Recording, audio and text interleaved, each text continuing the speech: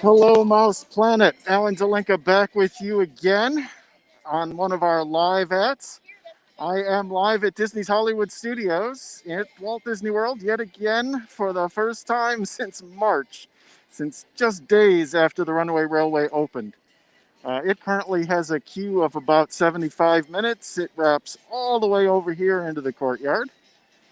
And over here we have the Hollywood Studios Arch, which is looking very plain and corporate with the new logo. And really, there's nothing to do over there in the courtyard right now. The dance party is closed. The launch bay is closed. It is the current relaxation station. The mermaid show is closed. In fact, that's really the story of this park. A lot is closed. Did I just knock myself off the stream?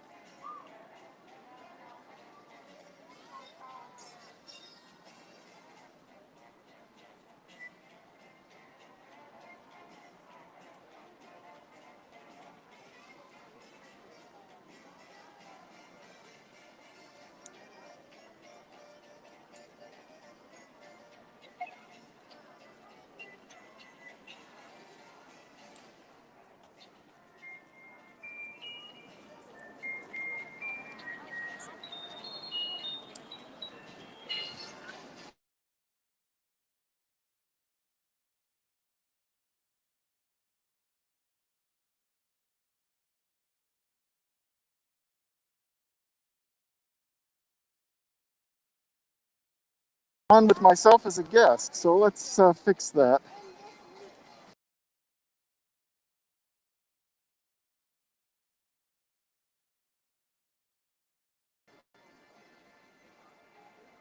Sorry about that, folks. This is what happens when I try the show from a cell phone.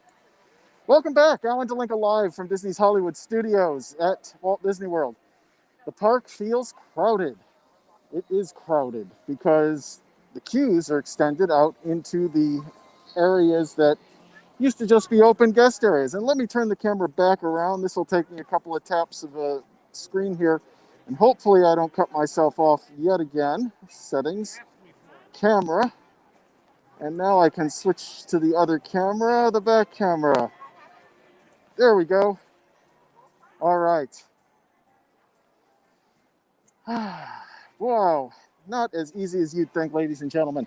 So here at Disney's Hollywood Studios, as I was saying before I cut myself off, a lot is closed. Slinky Dog was broken when I was in that part of the park earlier.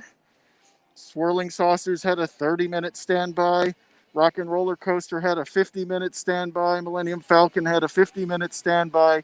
Tower of Terror had a 40-minute standby. And here's the shocker of shockers. Muppet Vision 3D had a 30-minute standby, which is like 3 full film cycles. I assume they're doing some cleaning in between, which is probably meaning that it's more like 2 film cycles.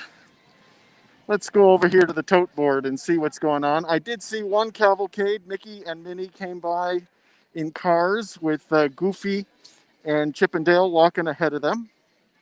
But if you can see in the distance, there's quite a few people up there. And I'm going to walk this way a little bit. And sorry about the bounce. I don't have a Steadicam device. And when we use StreamYard to multi-stream, it offers us no optical stabilization whatsoever. So there's the tote board. I got a cast member right on my heels. I'm guessing that they're getting close to another cavalcade. So let's see, they're up to group 75 on Rise of the Resistance, and I have number 89. I was unable to get one during the opening at 7 a.m. because they were gone at 7 a.m. and 2 seconds. I was able to get one at 2 p.m.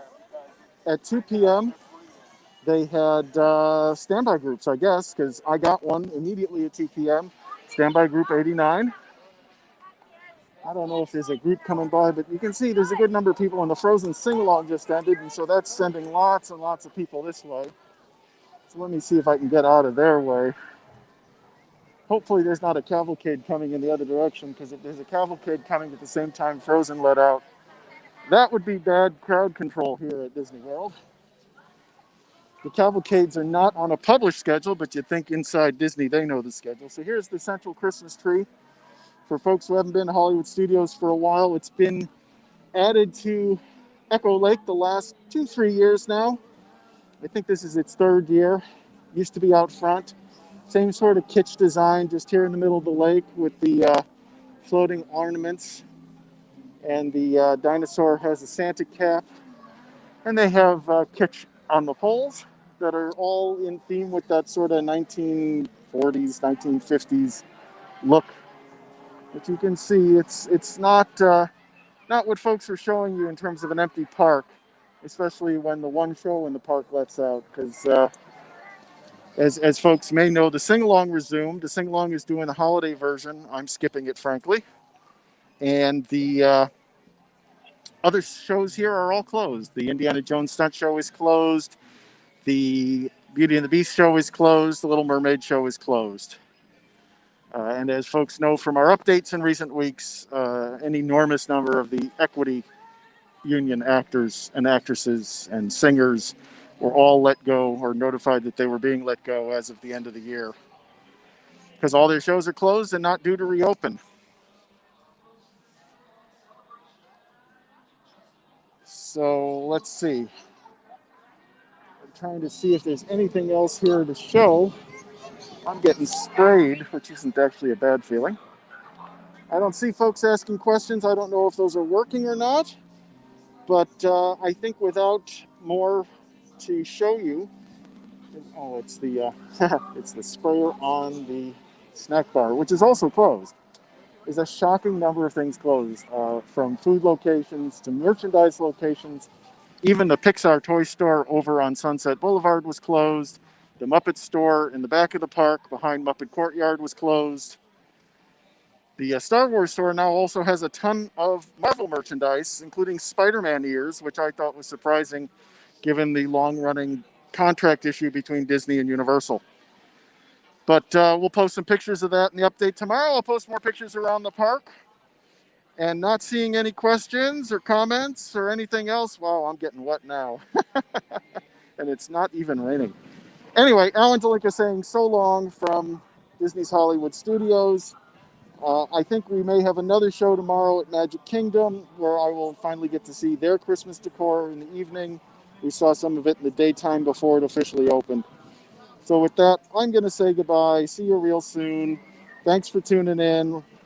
Read the update. This will be embedded in the update as well for anyone who wants to replay it, which of course it's going to have that gap and people will think there's a problem. Oh well, sorry about that, folks. We'll see you all real soon.